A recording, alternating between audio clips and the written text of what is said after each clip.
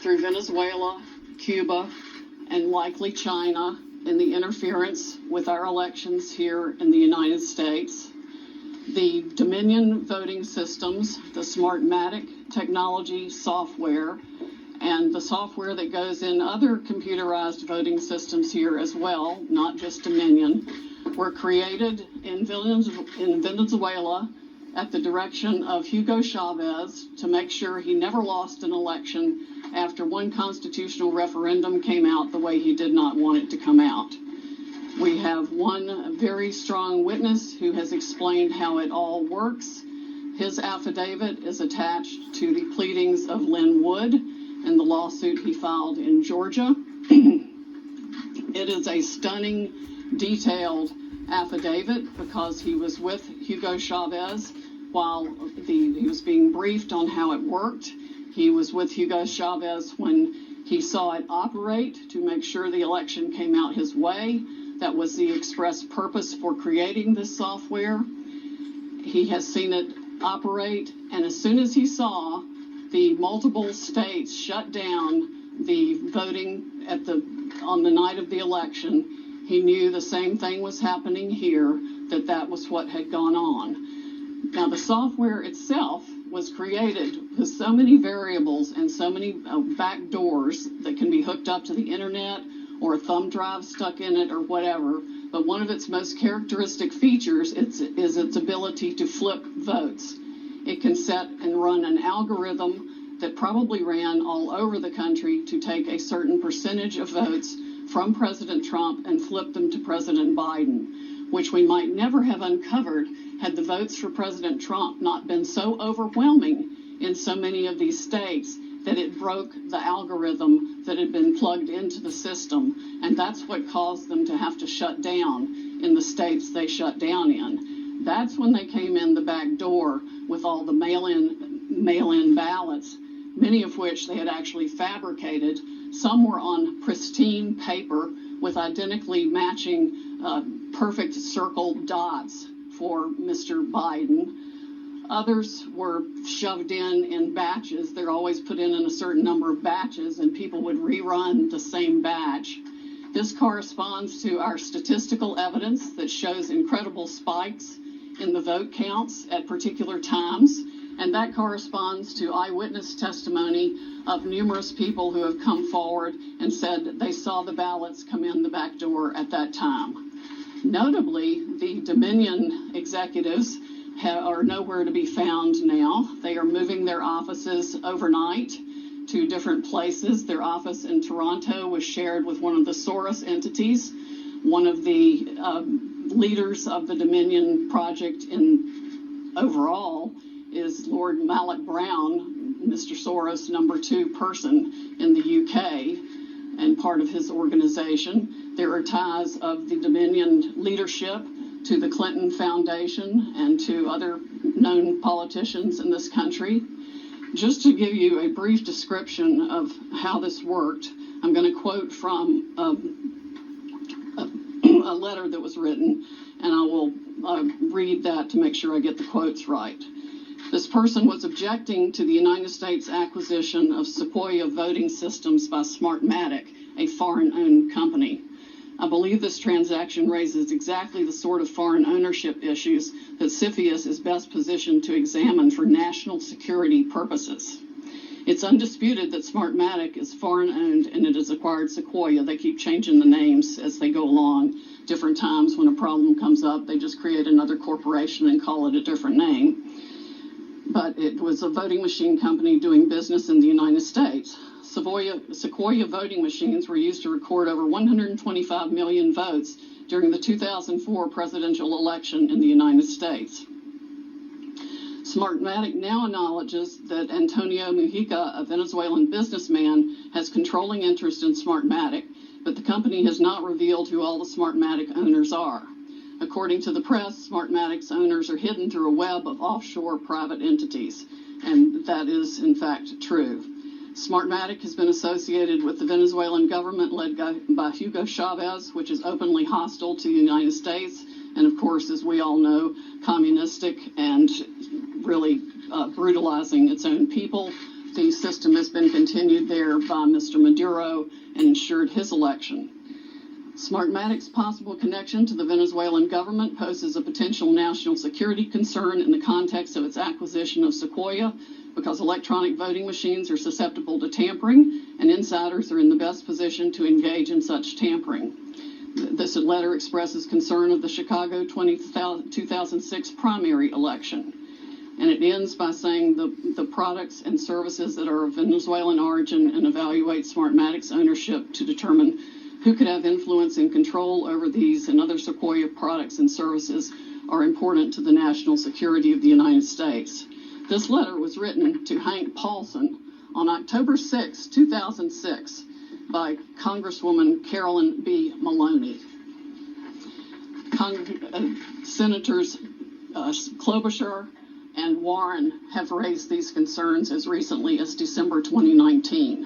Why our government has not taken them seriously is beyond my comprehension, unless they have, some of the three-letter agencies have used them themselves in other parts of the world. We know that the technology was exported to affect an election in Argentina.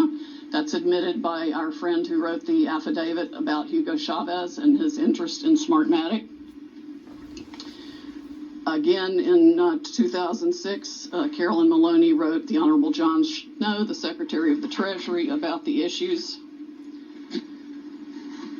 Speaking of Smartmatic's leadership, one of the Smartmatic patent holders, Eric Coomer, I believe his name is on the web as being recorded in a conversation with Antifa members, saying that he had the election rigged for Mr. Biden, nothing to worry about here, and they were going to F Trump. His social media is filled with hatred for the president and for the United States of America as a whole, as are the social media accounts of many other Smartmatic people. There has been widespread use of this. Dominion itself is utilized in 2,000 jurisdictions in 30 states. It has been uncertifiable in multiple states who realized all the problems that it had, including Texas. Experts have described it across the board, from a Princeton group of 3 professors to experts that we have talked to about its end user vulnerabilities. People can admittedly go in and change whatever they want. They can set the ratio of votes from one thing to another. They can say that a Biden vote counts as 1.25 and a Trump vote counts as 0.75. And those may be the numbers that were actually used here. It's not just the swing states that were affected. The algorithm was likely run across the country to affect the entire election. Like I said, we only discovered it this year because of the overwhelming number of votes for President Trump in the swing states that caused the machines to have to shut down for them to backfill for adding votes. We have evidence of different numbers of votes being injected into the system, the same identical, unique 6-digit number multiple times in at least 2 states that we've analyzed so far, and I'm talking about like 341,542 votes for Biden and 100,012 for Trump. There's no explanation, no logical explanation for the same numbers being injected 20 minutes apart into the machine. The software manual itself, you can download it from the internet, and I would encourage you all to read it, because it specifically advertises some of these things as features of the system. Why it was ever allowed into this country is beyond my comprehension, and why nobody has dealt with it is absolutely appalling. The machines were easily accessible to hackers. There's a video on the net that it will explain to you how a kid with a cell phone can hack one of these voting machines. There's been no oversight of Dominion or its software. Workers in each county were trained by Dominion, but there's no evidence of any monitoring otherwise. We have testimony of different workers admitting that they were trained how to dispose of Trump votes and add to Biden votes. The software has a feature pursuant to which you can drag and drop any number of batches of votes to the candidate of your choice, or simply throw them away. So we have mathematical evidence in a number of states of massive quantities of Trump votes being trashed just simply put it in the trash like you would on your computer with any file, and Biden votes being injected. That's addition to the So I wish I can find the whole clip. Sidney Powell is definitely, I would say, she's she's taken aback by the mass fraud that's occurring, and United States of America. And it's appalling. And I hope that, well, now it could extend to an investigation of all states, and I do believe that that's what they'll push for. Pennsylvania and Arizona now, I think, is not the only ones in the litigation crosshairs. Everybody, anywhere where the Dominion machines were used, and I actually have a good feeling about that, because Sidney Powell, by reputation, is somebody uncompromising in the face of the law. She will undoubtedly follow the letter of the law on this investigation, and she has discovered tremendous evidence of wrongdoing anywhere where these machines have been used. And now I'm starting to think that, well, I hope the best outcome for me would be a revote at this point. I don't trust a recount, because I do believe that the states with the recount, it could be like Georgia, where the counters can still be fraudulent, and under orders from the Democrat Party to favor Joe Biden, there could be another fraud. I would like a re-election disregarding all Dominion machines, and put in new enforceable infrastructure that keeps the election neutral, and have a revote and see how it goes.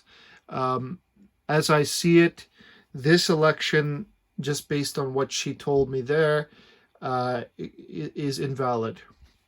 There's too many instances of voter fraud with those machines, and I mean, that accounts for a tremendous percentage of the voting ballots, or the digital voting ballots, as it were.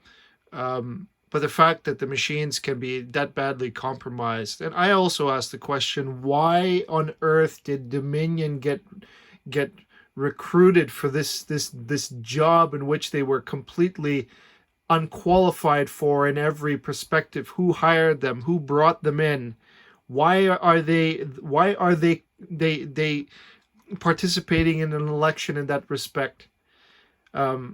And she said the answer is because we only found it because Trump's support was so overwhelming that the machines had to reset, or how did she put it? Recalibrate the vote, whatever, to compensate for the amount of new voting coming in for Biden, and that caused the system crash, so to speak. This is incredible information. I can't believe it.